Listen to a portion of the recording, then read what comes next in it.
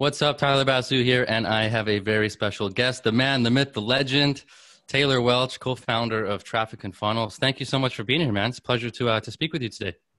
Dude, it's a pleasure to be on with you because you are the coolest guy in Canada. Thanks a lot. Do you know many Canadians or most of the people you talk to over in America? We had Glenn, who was our media buyer for a while, and he lives in Saskatchewan.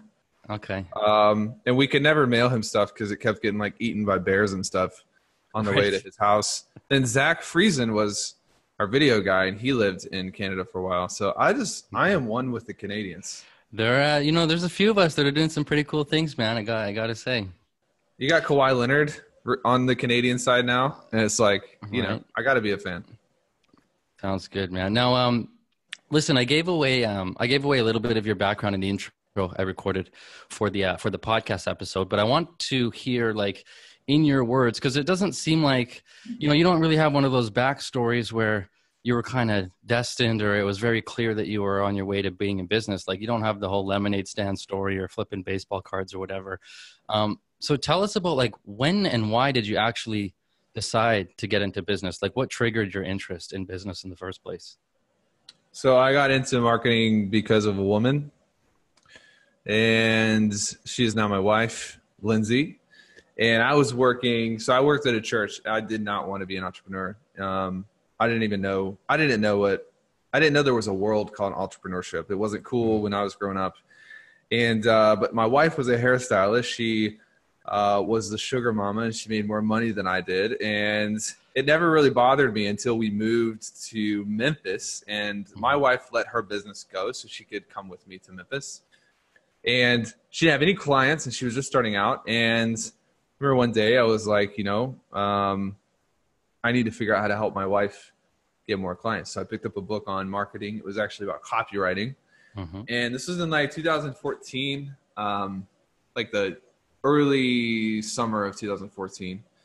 And I learned what copywriting was. And we bought a course and a packet of direct mail addresses, and I wrote a sales letter. It was the worst sales letter I've ever written in my life, but it worked, and she got 2 clients from it. And I did the math, and I was like, I am a marketing genius. I'm the god of marketing, basically. And so from there, my natural mental state at the time was like, if I could help, I was making $1,800 a month at a real estate company. I'd transitioned off staff at the church, and I was working real estate. And I was like, if I can help her get $1,800 a month in clients, mm-hmm. I can quit my job and do nothing. Yep. That was my grand vision.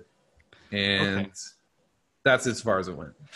So it didn't, there wasn't really the intention of like starting a company, building a big business. It was more so like, hey, how could I, as a freelancer, get a couple of clients and get out of this job? That was the motivation 100%. At the beginning.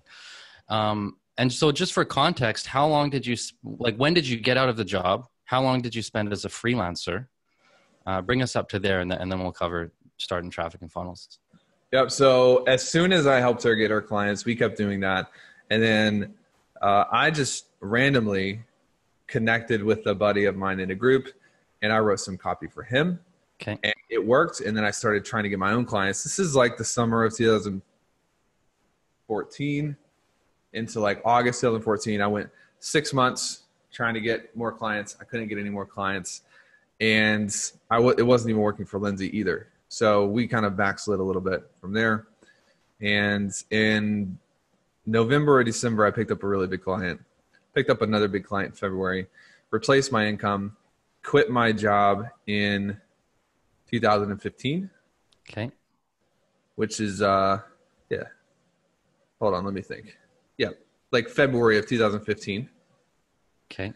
And my goal when I quit my job was I wanted to get to 6 figures in 2015, which is per year. Yep. Okay. $300 a month. And when we got to June, I did over $30,000 in copywriting fees in June. Okay. And we started Traffic and Funnels in late September 2015. And in January 2015, we did over 6 figures that month.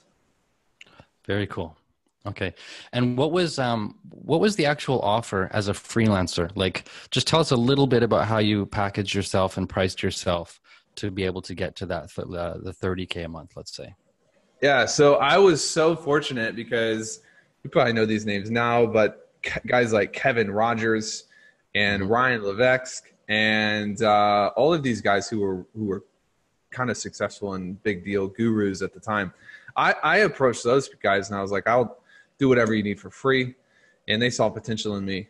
And they helped me develop who I was going after and who I was targeting. So my freelance offer that built me to that 30K a month in June was I was writing copy for Infusionsoft users.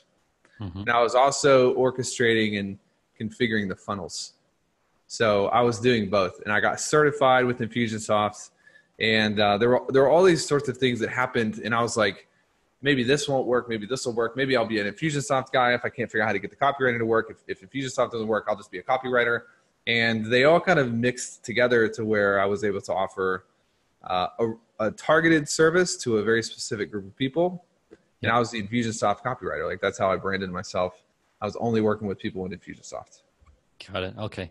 And so for all intents and purposes, because your original goal was, hey, replace what I make in my day job and work for myself, you accomplished that relatively quickly, shortly after leaving, after setting that intention. It didn't take a ton of time, didn't take several years, for example, to get there. What drove you to grow beyond that, start a company, and instead of staying in that kind of, freelancer kind of lifestyle? Yeah. I think it's two things. And first of all, it feels like it happened really quick. Mm-hmm. If you look back at my life, the what's real is looking at it like I never knew what an entrepreneur was, but I was kind of born and built and groomed for it my whole life. My dad is probably one of the biggest influences in my life. He was a VP of sales for Allstate, massive company. I remember him forcing me to go to John Maxwell seminars when I was like 11. I'm like, okay, this is not what an 11-year-old wants to do. Sit in a stadium, like hearing old guys talk about corporate leadership. This is the worst idea ever. But he told me I could get Chick-fil-A if I went. And I just have all these memories of like, as a kid, and like none of it made any sense. And then it was almost like pouring gasoline on like a small fire when I had my first real big month. Mm-hmm. It was like, oh, the game. This is what the whole life has been about. Like the game. This is what Lencioni was talking about when I was 11, and John Maxwell talked about when I was 12, is like how to become a person of growth and how to be growing in every area of your life and win in every area of your life. And it just kind of caught wind when I figured out that I can use all of these things that my dad had instilled in me and the pain that I had gone through in different areas. I could use all of that to not only change people's lives, but make a lot of money. And so I think I got addicted to the game, and the money was like, cool. Interesting story is like when I had that $30,000 a month, I was like really depressed for like 4 days. I wanted to give all the money back. I felt really guilty for making that much money. Weird stuff, dude. It was like nobody talks about, but I was like, 30,000 in a month. Like my goal was 6 figures. Like, what am I going to do? And like, why am I doing this? And like, we're rich. Like, babe, we're freaking rich. I remember we went to Red Lobster and we celebrated, and it's just like this weird feeling. But then I just was like, what if I can do it again? Right. And it was less about the money, and all of a sudden it became about like, well, if I can do 30K knowing what I know now, what could I do when I know more? It was a game, Right. I think the game became you just like pushing yourself to see what's possible and not stopping at any given level. Now, I want to unpack the actual stages of growth of traffic and funnels, because it's a very impressive growth rate. I want to unpack what you were focused on, what challenges you were dealing with at each stage. But for context, tell us, since you've started, you and your co-founder Chris have started Traffic and Funnels. That was beginning of 2015, correct? So that was September of 2015. Got it. So we'll hit 4 years in September of this year. Got it. Okay.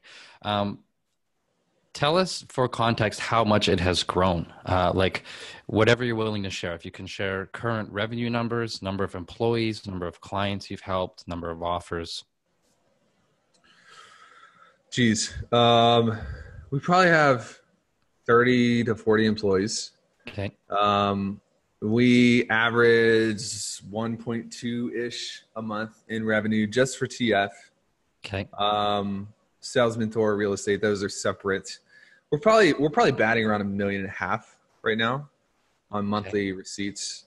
And that's I from all, because so there's more than one company at this point. There's like, Yep, okay. So how many companies in total are you overseeing and a part of? four. Four. Okay. Four total. Yep. And then number of clients helped over the years? If you include like customers and everything, Mm-hmm. over 10,000. Okay. Just clients like one-on-one and like, working together. Personally, probably 1,200, Got it. 1,300, something like that. But things are crazy. I saw your post and some of the questions, which are awesome. But dude, we're in a place that I never thought we'd be at, where it's like we don't make decisions on money anymore. We're kind of making decisions based on how many people do we think we could get into the movement. Like how many people do we think we could rally together? Sure. And we'll invest a lot of money. There are pieces of our business that are not profitable just because it's like an impact. It's a mouthpiece. And then there are pieces of our business that are extremely profitable. Mm-hmm. This kind of all mixes together. We're doing the real estate thing now. I just signed purchase contracts for almost $1 million in real estate this week. We're at $822,000 in real estate. I know you're in the real estate game too. So we're just growing, trying to do things the right way, Cool, man. No, that's good stuff. So for somebody who's like, sees that growth rate, and if we could divide that up into stages, because especially for those that are early in the game, trying to go from freelancer to business owner, they're just starting to like actually build teams and go beyond just, working with a small handful of people. There's stages to that growth, and there's different challenges that come with each of those stages. So if you could like define those stages, what would you consider to be the first stage that you guys went through, like from zero to what number in revenue, and what was the main thing you were focused on during that stage? Yeah, 0 to 7 figures is the easiest. It's the beginning. It's the place where you have to figure out what value you offer people in exchange for money. And Okay. it's where you deal with all of the mental turbulence of like feeling guilty for wanting a lot of money and all of the baggage, which probably everyone listening to this is like, I wouldn't feel guilty for having money. But if you actually look, your goals are really low, and they're probably really low because if you set a big goal, you feel weird. Mm-hmm. And that's mental. That's all the mental game. You have to figure out your value. You have to figure out how you sell it. And that took us, Chris had been a marketer for like 6 years before we connected. He built big names. He was involved in Porterfield launches and Todd Herman launches. And like, he was very well thought of and respected in the marketing world. Mm-hmm. And then I was this new, like up and comer, crazy, spastic, move really quickly, very talented, but yet unrefined. And then when we connected, I feel like we sped through the 0 to 7 figures quickly because we had the experience and we found mentors. We had one really good mentor that really helped us get past 7 figures in like really record time. Okay. And so 7 figures per year, that works out to about a little over 80,000 per revenue per month. What were the primary skill sets that you and Chris leaned on that got you to the 80,000 per month revenue? Having a good offer and sales, and then finding the right people. But you don't need that many people. This is $83,000 is 10 clients at 8,300. Yep. And you just work up the spectrum. So you don't need that much people, but fixing sales and getting the offer good, paramount. Okay, awesome. So these are kind of like the foundations, right? Good offer, good sales process, and a little bit of volume. You didn't need a whole lot of like call volume with potential clients to get your 8 or 10 clients a month. Nope. Yep. Awesome. And that's what got you to 7 figures per year. It's amazing how simple it sounds. And I feel like people really overcomplicate that and get away from the basics. Like totally. The next stage, going from, let's say, 80 grand a month or whatever the math is, to whatever you consider the next stage, what were you guys focused on then? What were the biggest challenges you had to overcome and to continue the growth rate? I think the next challenge wasn't as much of a volume thing. It was more of a the next plateau that I can think of was 500K. Okay. But we did struggle for a little bit past $100,000 a month, but it wasn't a volume struggle. It was a consistency play. Like we were having difficulty maintaining that batting average, and things would bounce around, and we would have a month where we would do 180 in sales, and we'd be like, oh my God, we have so much money. And then we would do 75, and it was just like being tortured alive because we didn't really know what was causing the variance, you know? And that's where paid traffic became a really big deal, because we had paid traffic, we had the organic, the hyper organic, and the mixture of those different lead sources evened out. So there wasn't, was it one source of leads that got you to 7 figures, and then you started diversifying lead sources? Yep. Okay. Yep. And so for you to get from 7 figures a year to multiple 7 figures per year, you're now advertising in more than one place. And and it was also us not doing all the other things that people do, like starting a course. Right. Because we had like 2 or 3 months of 100K, then we were like, we're going to start a newsletter. We'll sell it for $79 a month. And we got distracted. We started selling that. And the thing is, we sold the newsletter, but it was cannibalizing the main business because our focus was split. And there's like, oh, we can't do that. And we just kind of worked through a couple different issues to get consistent. Yeah. And then as soon as we kind of got consistency, minimum was 400 grand a month. And we were typically over 500. This was the most difficult barrier to get past, because we got caught at like $500,000 a month, because then it becomes about team, and we didn't know anything about building a team. Got it. Okay. So to get from that stage of going from $500,000 a month to cracking $1 million a month, there was a huge focus on growing the team during that stage. Yeah. Like getting from $500,000 a month to like 550,000 a month was like big chasm. Yeah. Because everything was starting. You think about, the program is 10K and you have a back end, which is the typical like high ticket models, front end, back end. And dude, you're talking about 30 clients in a month. How do you get all those people results when it's just you? And then things are breaking, clients are refunding, and dude, it's just you'll get ripped apart if you don't have people on the team who can help you grow. Yeah, for sure. So how do you remember roughly how big your team was getting to 500K per month? Like 4. Wow. Okay. Very interesting. And then to go from 500 to where you are now, that's where the much faster growth in team size has been necessary to make that happen. Yes. What have you learned about growing and managing teams? What are some of the things you've learned to do right? And were there any people you leaned on to help learn that stuff? What we should have, but we kind of learned by doing everything wrong. I hate to say. No, that's a fair point. What I respect about you though is, like you don't do everything right, but the things that you do wrong, you get through them very quickly. Like, yes. It's very, very, very fast. Like a month would go by, and the amount of lessons that Taylor has learned, if you stack that against somebody else whose month just went by, they might have a much smaller list of lessons learned. Does that make sense? I don't think it's because, the only difference there that I feel like is why that is because we're honest and we're self-aware, and we just own up to our shit. And I think a lot of people will make a mistake in a month, and then they will not sit down and have truthful conversations with themselves.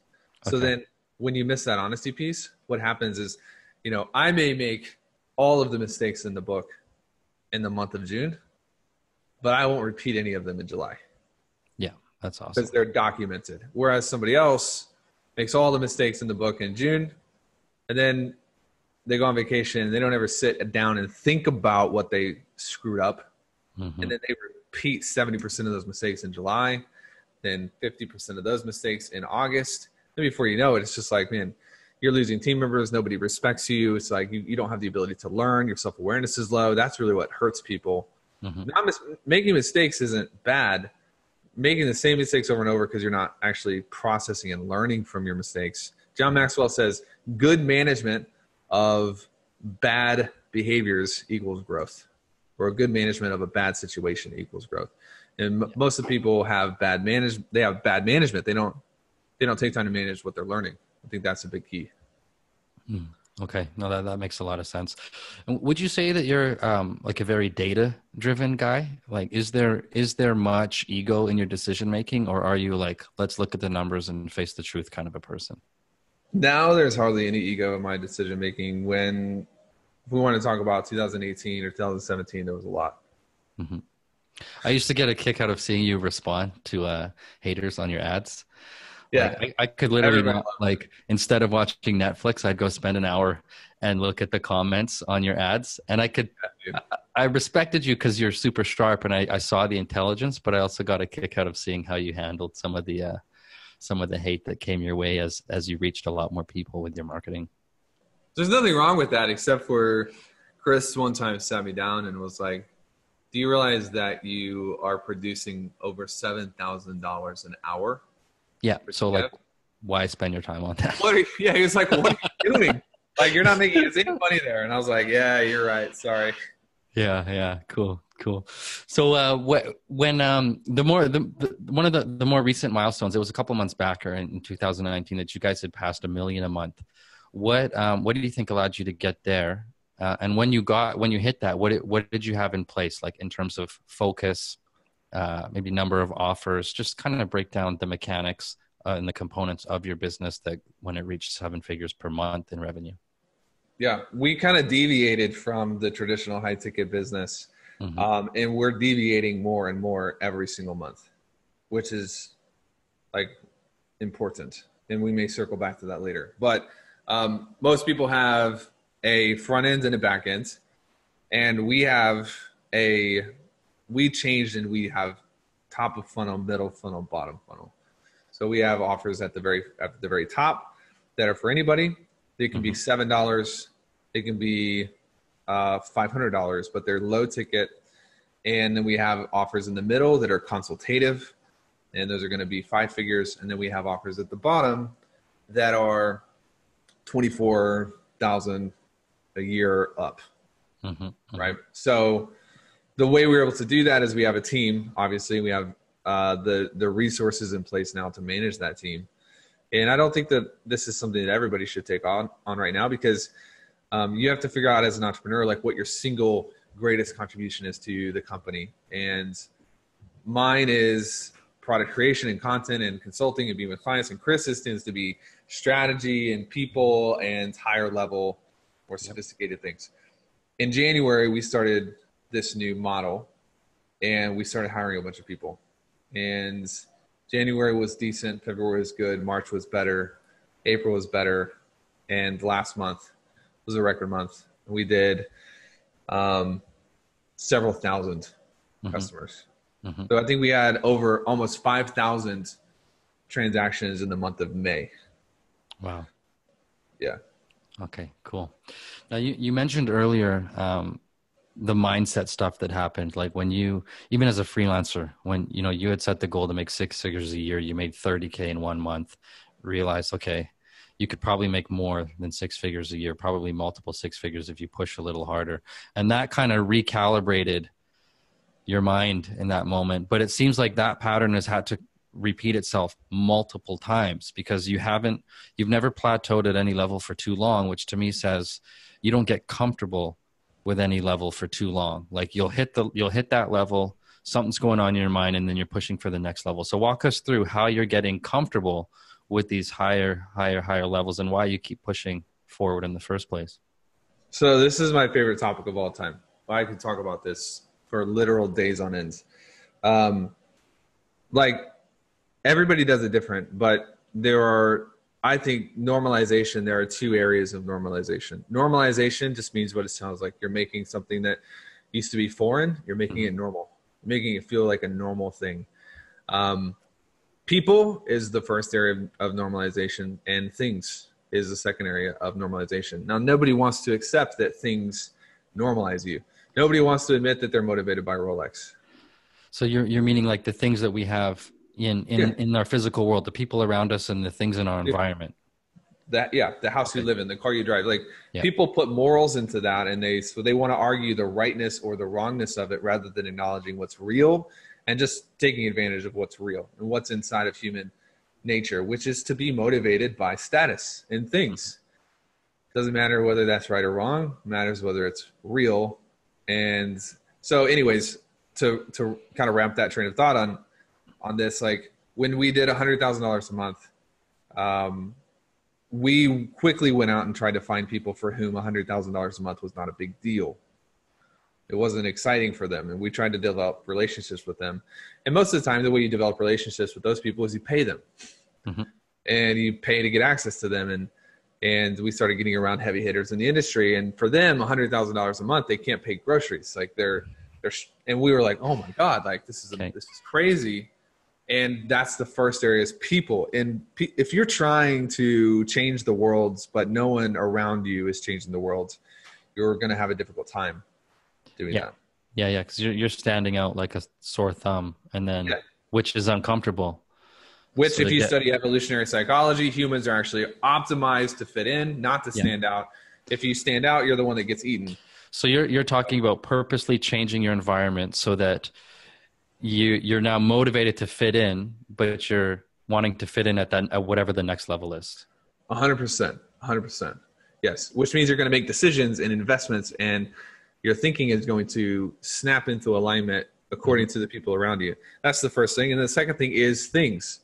And me and Chris just had like a 2-hour talk about this, because if you see Chris, you need to tell him that Taylor said you need to get your classic car. He's been wanting a classic car for a long time. But, you know, when you have wealth begin to pour into your life and you have the right people and you fix all of that. I remember one of my sales guys got into a big rut. This is last year. And I started diagnosing, because I do a lot of coaching. 90% of my time now is coaching my staff.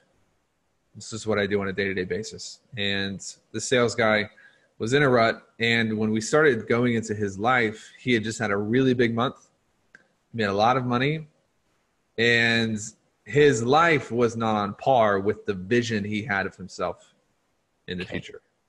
And so that's what psychologists would call incongruence. And it's one of the most painful states for a human to stay in.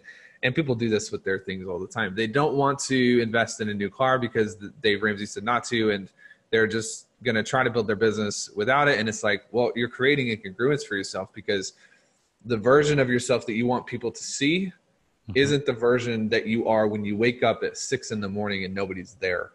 And if you have that problem, you're heading backwards. And this is why people literally flip out and sell their business, or they just crash their business and they self-destruct, is because there's so much incongruence, and the human will can only handle so much incongruence. You know what I mean? Yeah, for sure. And tell us how this affects your decision-making process. Like when you're trying to decide, okay, I recognize that I'm at a certain level here and I want to get to this next level, and you're trying to decide how to invest your time and your resources to get there. How does how does environment and your willingness to invest in people and things and before you get to that level, you're making these investments up front, you're making the changes in your environment up front. So there's kind of a lag, right? There's a lag where you're adopting a new process, changing your environment in anticipation of getting the results that bring you to the next level. So what's going through your mind during that period of time, if that makes sense? I think, well, the first and foremost, what's going through my mind is always fear. Mm-hmm. Just put that on the table. They're like, what? Fear. At an 8-figure level, you're not going to have fear anymore. Yes, you are. Fear is primal and it's wired. And it's something that we can't just solve. We have to actually combat it and make decisions regardless of that fear. Because when there's a lag indicator, there's always going to be some bit of worry or fear. Dude, I'm getting this story just applies, so I'm just going to tell it. So there are going to be people who listen to this who are like, oh, what a freaking show off. It's like, I don't care about you. So I'm getting a new car, and it's expensive.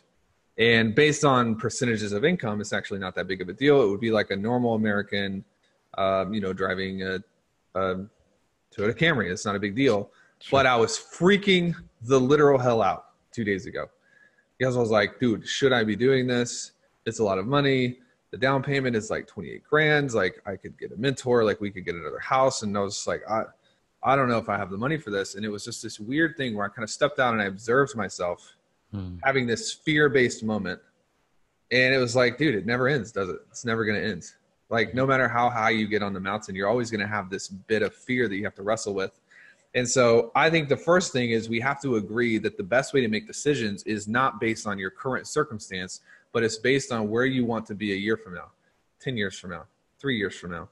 And too many people are making decisions based on, well, I only have $3,000 in the bank right now. Well, I respect that and I understand that, but your income is $2,200 a month and you only have $3,000 in the bank right now. And unless you make a decision to break that pattern, this is you for the rest of your life.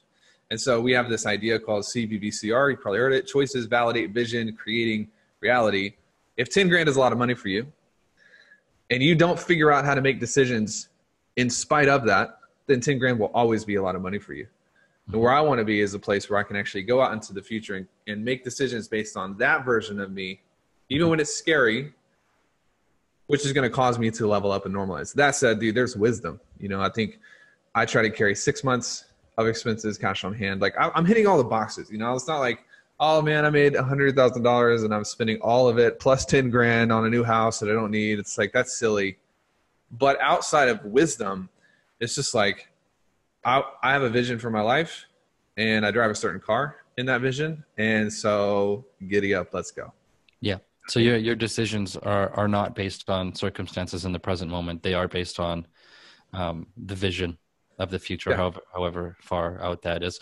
And so you, even at, regardless of which level you're at, what stage you're at in business and other areas of your life, whatever, you're acknowledging that there is fear. The fear never goes away, but you've found a way to win against the battle with your own fears.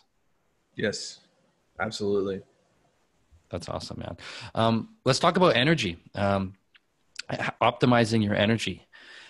You are somebody that I know has spent a lot of time learning how to optimize your energy, how to optimize the energy of your teams. You know, it's baked into your habits, your routines, things that you do to keep you at a peak state when you need to be in a peak state. So tell us about some of the stuff that you're doing. I actually spend there's obviously energy that comes from biology, which we can talk about that. And then there's a substantial amount of energy that comes from psychology as well. And so from a psychological standpoint, vision is like the best driver of energy you'll ever find. Vision and impact are really the two heavyweights there, because if you find a mom who is responsible for her children and her children are drowning in a lake and she's exhausted, it doesn't matter. Like the impact that she's going to have on her children outweighs whatever she's feeling. So it's kind of a extreme example, but the same principle applies, where it's like my necessity is very high because my impact meter is pretty high. And so that tends to drive me. Whereas other people, they're just focused on themselves and their security, their safety. You're not going to have a whole lot of energy if you are the main central unit occupying your goals. Yep. Well, and this is why I know you have a beef with the term lifestyle entrepreneur, because that kind of implies that my reason for being in business is to pay for my lifestyle, and that's kind of where my goals end. You know, once I'm taking care of me, I'm good. Which, in a way, maybe it's something to be proud of, but it also can be perceived as a selfish motivation if all you care about is, taking care of yourself. But it does seem like it's a phase, or at least a stage that people go through. Because I've asked every guest that I've had on this podcast, I've asked them, how did your definition of success change over time? And they all said, I've recognized this pattern in all of them, that there was a stage where they were motivated just to take care of themselves and their family, make sure that their expenses were covered, check that box. And then the shift to being motivated by impacting others and reaching way more people came into play, kind of like the whole, Maslow's hierarchy of needs type of thing. So would you say that that's true for you? Like from day one of being a freelancer, being self-employed, were you motivated by impact in the beginning? Let me ask you a question. Sure. Was there a point in your life as a human where you didn't wear any clothes? Yeah. I guess You're wearing, as a baby. yeah, Maybe? but you're wearing clothes now. Why? I get it because I'd probably get in trouble if I didn't. Here's the beautiful analogy is Yeah, yeah. everybody starts at a certain place where certain things are acceptable. Sure. And when you're struggling, you have a responsibility to your family to provide their security and to provide your own safety and lifestyle and all those things. But the mistake is not that I am motivated by self incentivization. That's not the mistake. The mistake is to stay there in a place where you are exclusively focused by your own lifestyle. And when people do that, they rob themselves. It becomes arbitrage at that point. I'm going to take a little from you, give you a little bit, and call it service. But the main point of my life is me. And as a child, children aren't looked down upon for not having clothes, but adults are, because it's not a mistake to be in that phase. It is absolutely a mistake to stay there. That's my opinion on it. Okay, that's a great analogy. The second part of energy. Okay, we've touched on psychological energy. Let's talk about biology. Like, what are some of the things you're doing? Some of the hacks, whatever you want to call it, to optimize your physical energy. Best of all time is sleep. So I got an Oura ring, and I got an Oura ring before they were cool, by the way. My buddy told me about Oura like 2.5 years ago. Now everybody has them, but they're amazing. They're like the coolest devices. Do you have one? No, I don't. Yeah. So they track your sleep. They're going to track your HRV and just keeping your sleep healthy and all those things. And then also biologically making sure that you have enough water. If you go through my offices, there's 8 closers over there, and they've all got like jugs of water on their desks. They're just chugging it all day. It keeps you hydrated and healthy. It keeps your brain working. Exercise. And then understanding for me, patterns in my own energy. And there's food and all of those things as well. But for me, everyone has cycles. This is where my self-awareness has served me a lot, that this is where my self-awareness has served me in a way that wouldn't make sense. Is I know that once a week for the past however many years, I wake up at least one time, and every day I wake up and I'm not in a good mood, first of all. So I wish I was one of those cool cats who just like sprung out of bed and was like happy as a lark, but I'm not. I'm like, Okay. I hate my alarm clock right now. Like that's me at 4:30 in the morning. But I noticed that once a week there was a day that I wasn't actually recovering from that. And I have cycles, and everyone has cycles. Typically, here's what you know: the things that refresh you, when they stop refreshing you, that means you're at the end of a cycle. Pay attention to that. And so when you're stressed out and you're tired, and you're like, I'm just going to go to bed and get a good night's rest. At the beginning of a cycle, that works. But at the end of a cycle, it doesn't work. You wake up and you carry it with you the next day. Or when you're like, man, I'm going to go bowling or go out and drink with friends or whatever it is that you do that tends to give you a reprieve, you know you're at the end of a cycle when those things no longer work. And my cycle is like 6 weeks pretty much on the dot.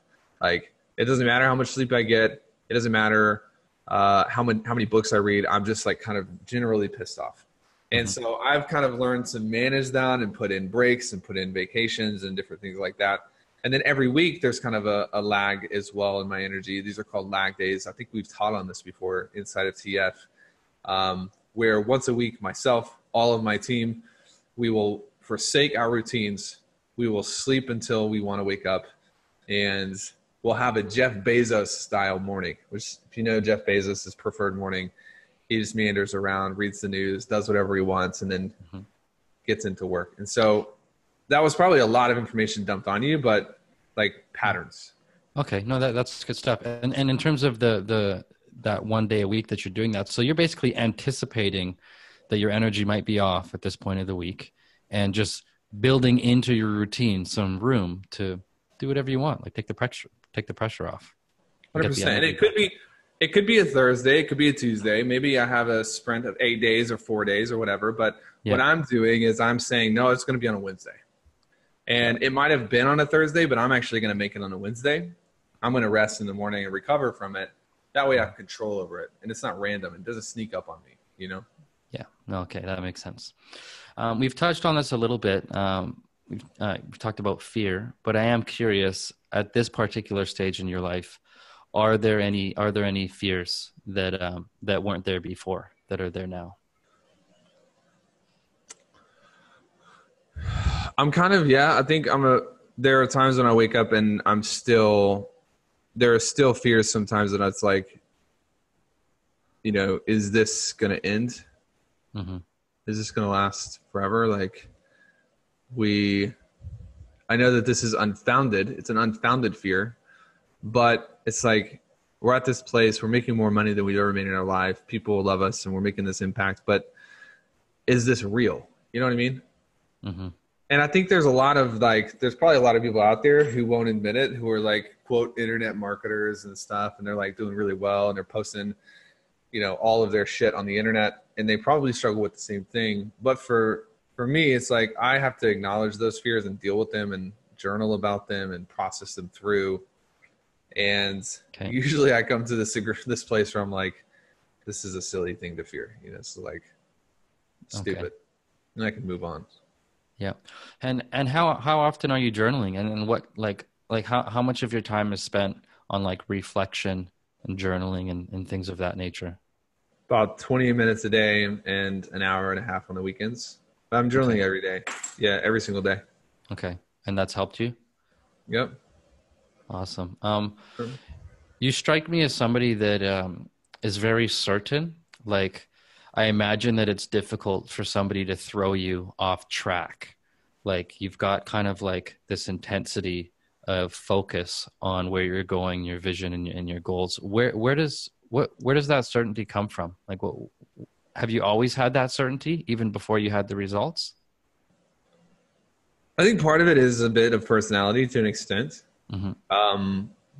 Part of it too comes from vision as well, because I don't know about you, but when you wake up and you read where you're headed and you actually buy into that, not like, oh, I want to be a rich person or some stupid like that, but like, here's how many case studies I want from our companies. You begin to become that person. Okay. And neurologically, your brain begins to change.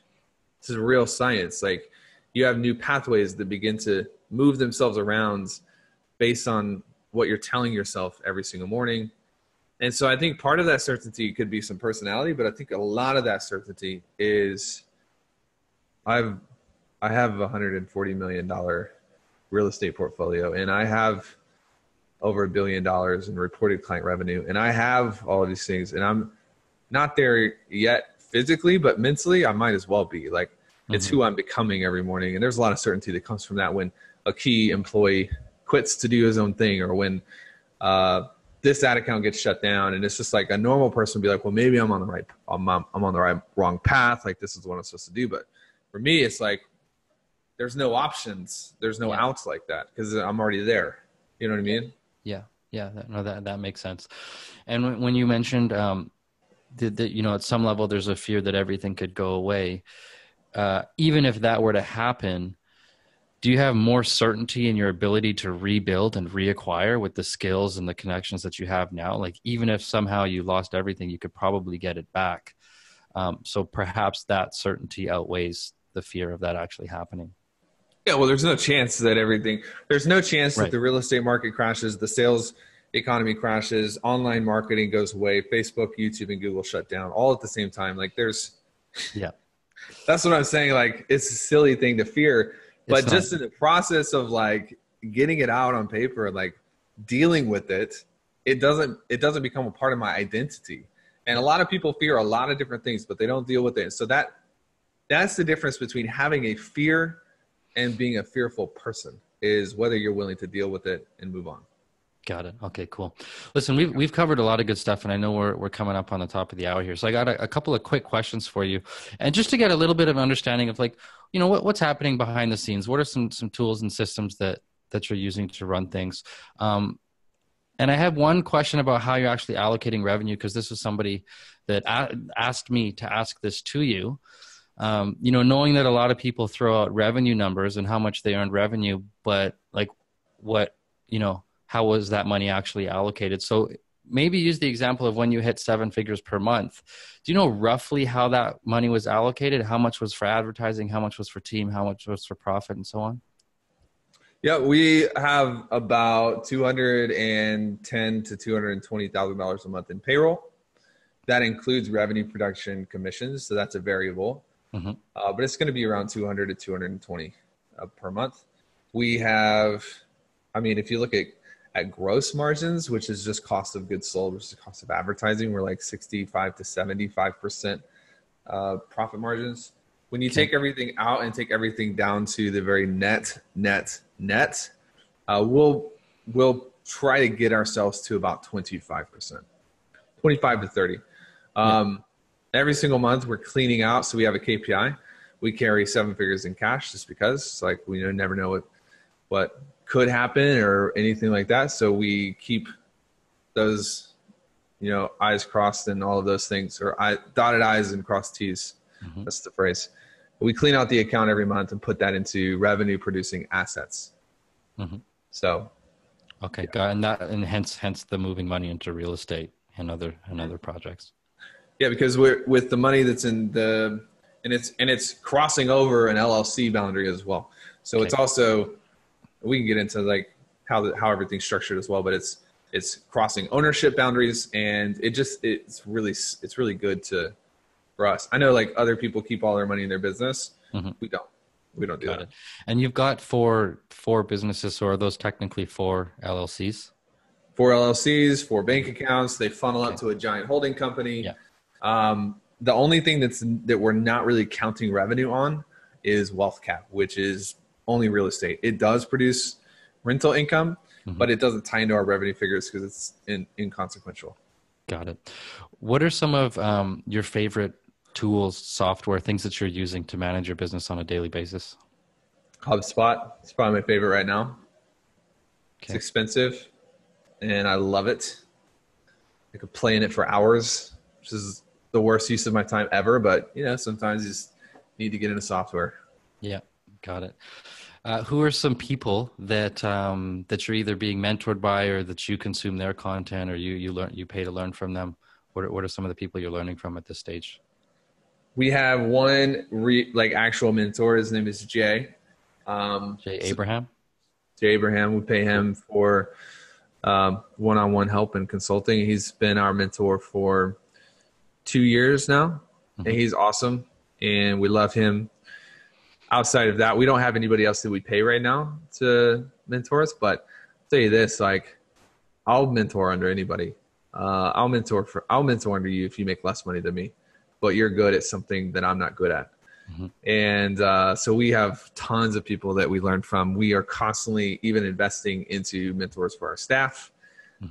It's pretty amazing what you learn, and you actually grasp this concept that you can pay money to learn from somebody else's losing money and get the skills and not have to go through it. That's pretty amazing. It's one of the greatest freaking inventions. People hate on the info business. I'm like, it's literally amazing that like somebody can go through a bankruptcy, recover from it, put together all of the lessons that they should have learned, and you pay them $20,000, and therefore you don't have to go through what they went through. Like, dude, that's awesome. Man, the fact that we can buy a book for $20 and it took somebody 20 years to compile those insights blows my mind. Yeah, we live in a good time for sure. True. Did you turn 30 yet? Are you 30 this year? I turned 30 3 months ago. Wicked. And you're a dad this year too, right? I turned 30 and then I had a baby within like 3 weeks span. So it's been a busy year, big exciting time for you.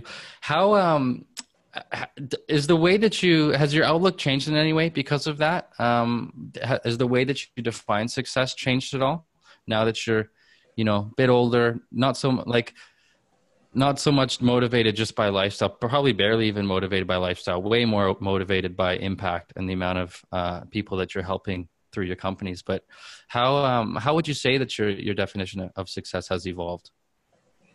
Yeah, so it hasn't actually been as big of a change as I thought that it would be, because everybody was like, oh, your world's about to change, like everything's going to be so different. And I was kind of afraid of it because I was like, I kind of like the way that I am and the way that I think, and sure, there are things to learn, but I feel like I'm pretty well tuned. Like, I don't want anything coming in and completely jacking me around. Right.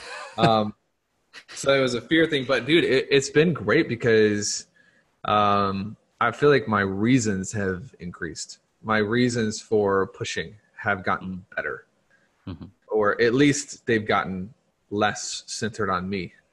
And, you know, my baby girl, her name is Kate. She turned 9 weeks this morning, and she's amazing. And I'm just like, you know, my biggest reason for pushing right now is like, I still want to change the world and I want to help a lot of people. But there's also this caveat in the back of my mind that says she's going to pick a husband one day based on how that person stacks up to me. Yeah, And I you're want to the be example. a freaking good example. Yeah. You know, like I don't. So that's an interesting factor and an interesting driver for me. You know. Yeah, for sure. Yeah, I can relate to that. My daughter is she'll be 7, maybe 8 months. I think she's turning 8 months old this month. I'm trying to be the example, right? The primary example for her, at least. Yeah. 100%. Cool, man. Well, listen, thank you so much. First of all, this was a lot of fun. I really looked forward to this. We've covered so much in this amount of time we've had together. You and Chris and everyone on your team, that you guys put out a ton of content. So I'm going to encourage anyone who's listening to this interview, go and check out Traffic and Funnels. You've got your podcast, you've got memos, you've got, of course, there's all these more in-depth training products and programs and so on. Just check your stuff out. You guys have been great. I've been a client. It's because of you guys that I was able to replace my income from my job. I left my job beginning of January 2019. It took me 3 months to surpass what I made on a decent salary, and just onwards and upwards for me, man. So there's a testimonial from me for you guys, because I couldn't have done it without your support and without your training. On that note, can you leave us with just one specific action step? What's something that people can do after listening to this interview to go and change something, go and implement something to bring them one step closer to building a life and a business on their own terms? Like practically, behaviorally, like kind of just, yeah. If you don't like to read, start reading. Doesn't matter if you like it, suck it up. Change those neural pathways. People are like, man, you're lucky because you like to read. And I'm like, you have no idea.